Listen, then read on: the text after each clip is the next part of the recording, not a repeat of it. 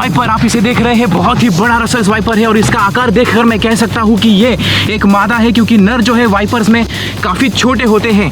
आकार में अगर देखा जाए तो ये सांप करीब 5.5 या 6 फीट तक भी बड़ा हो सकता है। एक बहुत ही बड़ा रसल स्वाइपर है। क्या आप जानते हैं कि एक औसत मादा जो है वो करीब 40 या 45 बच्चों को जन्म देती है और कई बार ऐसे देखा गया है कि कुछ मादाओं ने तो 60 से 70 बच्चों को भी जन्म दिया है। ये सांप बहुत ही ज़बरदस्त है, हीमोटॉक्सिक जहर से लैस, और इसकी चाल से आप समझ सकते हैं कि ये किसी से भी डरता नहीं है। मैं इस सांप के ज़्यादा करीब नहीं जाना चाहता क्योंकि इसकी स्ट्राइकिंग रेंज और स्ट्राइकिंग स्पीड बहुत ही खतरनाक होती है। अगर तुलनात्मक रूप से देखा जाए तो रोमन रेंस का सुपरमैन पंच भी इसके सामने फेल है। मैं एक बार के लिए रोमन रेंस का सुपरमैन पंच खा सकता हूँ क्योंकि उससे शायद मैं 10 मिनट के लिए बेहोश हो जाऊँ, लेकिन इसका स्ट्राइक मैं बर्दाश्त नहीं कर सकता क्योंकि वो बहुत ही ज़्यादा जानलेवा साबित होता है। इस सांप को ज़्यादातर लोग देखकर अजगर समझ लेते हैं, इसके रंग की वजह से, इसके पैटर्न की वजह से, लेकिन गौर से देखने पर आपको पता चलेगा कि इसका जो पैटर्न है वो बिल्कुल अलग है।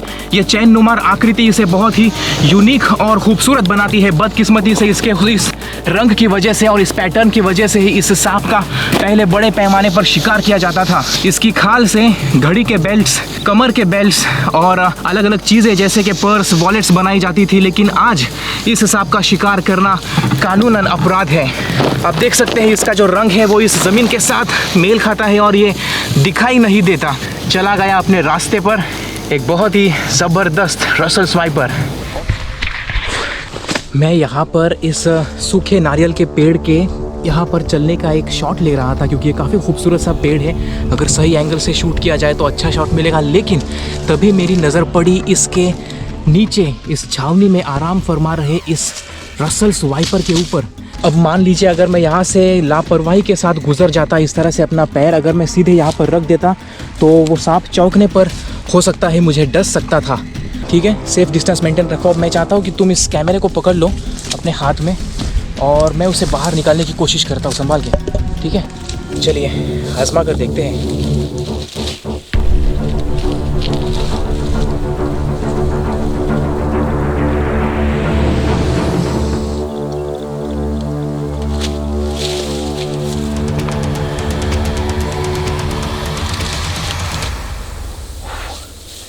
ये सांप तो बहुत ही बड़ा है। जब कुंडली मारकर पेड़ के नीचे बैठा था तब नहीं लग रहा था कि इतना बड़ा होगा, लेकिन ये काफ़ी बड़ा है। औसतन रसल स्वाइपर लगभग 5 या 6 फीट तक बड़े हो सकते हैं और ये वाला कम से कम 4 फीट का है और काफ़ी शांत भी है क्योंकि अभी अभी ये बास्किंग करके निकला होगा, यानी धूप सेक कर। चलिए मैं इसे थोड़े से खुले इलाके में लेकर जाता हूँ जहाँ पर ये सांप और मैं हम दोनों कंफर्टेबल रह सकें।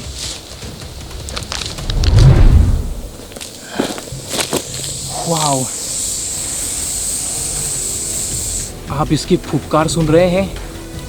ये दुनिया के सबसे ज़्यादा तेज़ फुफकार मारने वाले सांपों में से एक है और इसकी फुफकार बिल्कुल प्रेशर कुकर की सीटी की तरह होती है। ये काफ़ी ज़ोरदार फुफकार मारता है और उतना ही ज़ोरदार हमला भी कर सकता है। ये घात लगाकर हमला करने वाला एक ख़तरनाक शिकारी है। जैसे ही कोई चूहा या मेंढक इसके करीब आ जाए, ये बिजली की तेज़ी से उस पर झपट्टा मारता है और उसे अपने हाइपोडर्मिक सुई की तरह नुकीले तेज़ विषदंतों से डस देता है। इसके विषदंत बिल्कुल किसी सिरिंज की तरह होते हैं और ये शिकार के शरीर में इसका हीमोटॉक्सिक जहर प्रवाहित करने का काम करते हैं और इससे ये बात साफ़ होती है कि रसल स्वाइपर जहरीला है। मैं इसे नीचे रख देता हूँ क्योंकि इस वक्त मेरा हाथ काफ़ी दर्द करने लगा है और ये सांप बहुत ज़्यादा भारी भरकम है। गनीमत है कि ये शांत है और मैं ज़्यादा मूवमेंट नहीं करना चाहता क्योंकि उससे ये सांप चौंक सकता है। ऑलराइट, तो अब ये कैमरे की तरफ बढ़ रहा है और मैं इससे वहाँ पर जाने नहीं दे सकता।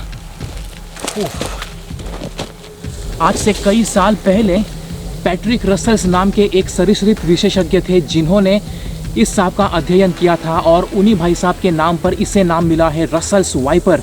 अब ये मूवमेंट करने लगा है और माहौल का जायज़ा लेकर यहाँ से भागने की फिराक में है, लेकिन इस बात की कोशिश करनी होगी कि यह सांप शांत रहे, इसे कोई तनाव महसूस ना हो और हमें इसे इस इलाके से बाहर ले जाना होगा क्योंकि ये एक जहरीला सांप है। भले ही बाग बगीचों में और खेत खलियानों में सांप होना अच्छी बात होती है, लेकिन कोई दुर्घटना ना हो, इसीलिए इस सांप को यहाँ से हटाना ज़रूरी भी है। इस वक्त आपको लग रहा होगा कि ये सांप बहुत शांत बैठा है, जो कि इसका स्वभाव भी है, लेकिन हम इस बात को नज़रअंदाज नहीं कर सकते कि ये बिजली की तेज़ी से हमला करने की ज़बरदस्त काबिलियत रखता है और इसी वजह से इसे भारत का सबसे ख़तरनाक सांप कहा जाता है। ये सांप अपने जहर की वजह से ही काफ़ी बदनाम है, लेकिन सच्चाई ये है कि इस सांप का जहर बहुत सारी दवाइयाँ बनाने के लिए काम आता है और जो विष प्रतिरोधक दवा है वो भी इस सांप के जहर से ही बनाई जाती है। वैसे कई मर्तबा लोग ऐसा सोचते हैं कि कुछ सांप अगर 100 साल तक हो जाए तो उन्हें कुछ अद्भुत शक्तियाँ मिल सकती है, लेकिन हकीकत यह है कि सांप कभी भी 100 साल की उम्र तक जी नहीं पाता। और रसेल्स वाइपर की अगर बात करें तो ये लगभग 15 से 20 साल की उम्र तक जी सकता है, अगर इसका सामना इंसान से गलत तरीके से ना हो तो, क्योंकि लोग ऐसे सांपों को देखकर मारना पसंद करते हैं। हालांकि रसेल्स वाइपर को भारत के अंदर वाइल्ड लाइफ प्रोटेक्शन एक्ट 1972 के अंतर्गत ख़ास संरक्षण दिया गया है, लेकिन सच्चाई ये है कि बहुत कम ही रसेल्स वाइपर होते हैं जो वयस्क होने तक ज़िंदा रह पाते हैं, क्योंकि छोटे रसेल्स वाइपर अगर इंसान के सामने आ जाए तो लोग उन्हें मार देते हैं या फिर बहुत सारे रसेल्स वाइपर के बच्चे दूसरे शिकारियों के शिकार बन जाते हैं। ये वाला काफ़ी खुशकिस्मत रहा होगा, सबसे बचते बचाते अपनी ज़िंदगी के इस मुकाम तक ये पहुंच गया।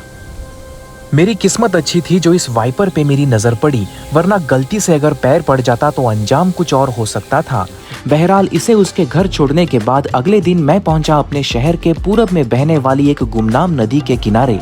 रेलवे लाइन को लांघती इस नदी के दोनों किनारों पर बड़े इलाके में प्राइवेट प्रॉपर्टीज हैं, लेकिन ग्रीन जोन होने की वजह से यहाँ इमारतों की जगह पेड़ पौधों ने ली है। वैसे मैंने कई मर्तबा यहाँ वाटर स्नेक्स देखे हैं, मगर आज किसी और से मुलाकात हो गई। इसे देखिए, ये है एक रसेल्स वाइपर का सपोला। ये सांप दिखने में भले ही छोटा हो लेकिन ये जहरीला है और मैं इसे लापरवाही से छूना नहीं चाहता, क्योंकि इसके अंदर जहर की एक बूंद मेरे जैसे दर्जनों लोगों की जान ले सकती है। अब आ भी जाओ बच्चे। इसकी जो लंबाई है वो भी इतनी छोटी होती है कि ऐसे छोटे से बच्चे को अपने हाथ में पकड़ के रखना काफ़ी जोखिम भरा होता है। वो इसलिए क्योंकि भले ही ये अभी अभी जन्मा है लेकिन ये हीमोटॉक्सिक जहर से लैस है। एक वयस्क रसेल्स वाइपर भारत का सबसे खतरनाक सांप है और उसका बच्चा उतना ही खतरनाक होता है, क्योंकि इसका जहर भी आपकी जान लेने की क्षमता रखता है। जब ये पैदा होते हैं इनके अंदर हीमोटॉक्सिक जहर ऑटोमेटिकली विकसित हो जाता है, क्योंकि ये तभी शिकार कर पाते हैं और अपना पेट भर के ज़िंदगी बिताने की क्षमता हासिल कर पाते हैं। वैसे आपको कमाल की बात बताऊं, जितने भी सरीसृप होते हैं वो सब अंडे देते हैं, लेकिन रसेल्स वाइपर एक ऐसा सांप है जो सीधे बच्चों को जन्म देता है। अगर ये महाशय यहाँ पर है तो यकीनन इसके और भी भाई बंधु इस इलाके में घूम रहे होंगे, और जाहिर सी बात है इनमें से बहुत कम ही वयस्क होने तक जिंदा रह पाएंगे। ज़्यादातर जो है वो परभक्षियों का शिकार हो जाएंगे या फिर इंसान के हाथों तले अपनी जान गंवा देंगे। रसेल्स वाइपर में एक बहुत ही ज़बरदस्त काबिलियत होती है, ये घुप अंधेरे में भी शिकार का जायज़ा ले सकते हैं। वो इसलिए क्योंकि इनके जबड़े में ऊपर की तरफ दो छोटे छोटे छेद होते हैं जिन्हें पिट्स कहा जाता है, और उन्हीं पिट्स की बदौलत ये वाइपर आसपास के माहौल में गर्मी को भाप सकते हैं। ये पिट्स बिल्कुल किसी थर्मल कैमरे की तरह होते हैं, तो ये गर्म खून वाले जीवों को देख पाते हैं, महसूस कर पाते हैं। जितने भी स्तनधारी जीव है वो उन्हें इन पिट्स की बदौलत लाल रंग में दिखाई देते हैं और ठंडे खून वाले जीव नीले रंग में दिखाई देते हैं। इसीलिए किसी दुर्घटना में ये सांप अगर अपनी आंखें भी गंवा दे तब भी अपने पिट्स की बदौलत ये शिकार कर पाएगा और अपनी ज़िंदगी को बिता पाएगा। इसके अलावा इस सांप के जबड़े में ऊपर की तरफ अंदर से और दो छोटे छोटे छेद होते हैं जिन्हें जैकबसन ऑर्गन कहा जाता है। ये सांप अपनी दो मुहा जुबान को लहरा कर उन्हीं जैकबसन ऑर्गन में लेकर जाता है और वही ऑर्गन विश्लेषण करता है कि सामने शिकार है या शिकारी। आसान भाषा में कहूँ तो इसकी जबान और वो जैकबसन ऑर्गन हमारे नाक की तरह काम करती है। जैसे हम अपनी नाक से सूंघ कर बता सकते हैं कहीं लजीज दावत है या फिर कहीं कोई कूड़ा कचरा, इसके जैकबसन ऑर्गन भी इसे बता देते हैं कि माहौल में आखिर क्या चल रहा है। ये सांप छोटा है, प्यारा है, लेकिन ख़तरनाक है। अक्सर बरसात के मौसम में इनके छोटे छोटे बच्चे ऐसे ही बाहर निकलते हैं और कई मर्तबा लोग इन्हें सॉस्केल्ड वाइपर समझने की भूल करते हैं।